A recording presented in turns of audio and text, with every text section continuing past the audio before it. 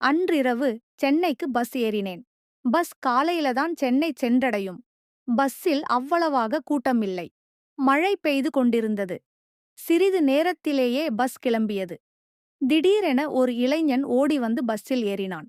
நான் அமர்ந்திருக்கும் இருக்கைக்கு எதிரே இருக்கும் இருக்கையில் அமர்ந்தான். திடீரென அவனுடைய செல்போன் தவறி கீழே விழுந்தது. நான் அதை எடுத்துக் கொடுத்தேன்.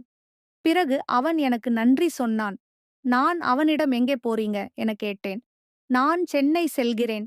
நீங்கள் எங்கே செல்கிறீர்கள் என கேட்டான். நானும் சென்னைதான் செல்கிறேன் என சொல்லிவிட்டு உங்கள் பெயர் என்ன என கேட்டேன். பெயர் சிவா என கூறினான்.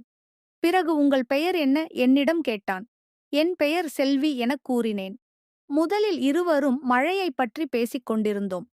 திடீரென டிரைவர் ஒரு உணவகத்தின் முன்பு பேருந்தை நிறுத்தினார்.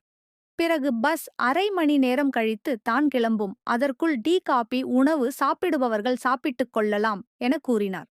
பிறகு அவன் என்னை வாருங்கள், நாமும் சென்று சாப்பிட்டுவிட்டு வரலாம் என அழைத்தான்.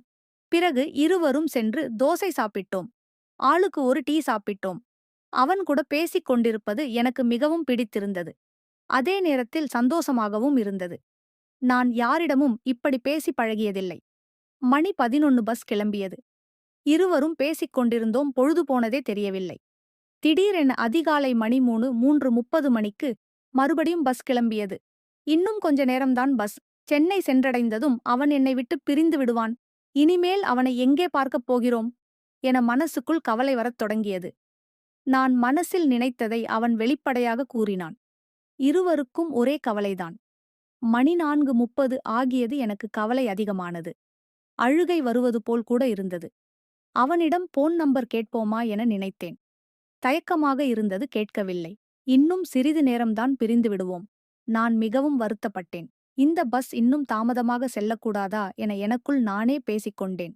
கொஞ்ச நேரத்தில் பஸ் சென்னைக்குள் நுழைந்தது. அவன் வழியிலேயே இறங்கிவிட்டான். அவன் சென்ற பிறகு எனக்கு அழுகை வந்தது. பிறகு நான் என் வீட்டிற்கு சென்று விட்டேன். இப்படி ஒரு நிகழ்வை என்னால் மறக்கவே முடியவில்லை. கதை பிடித்திருந்தால் சப்ஸ்கிரைப் மற்றும் லைக் செய்யுங்கள்.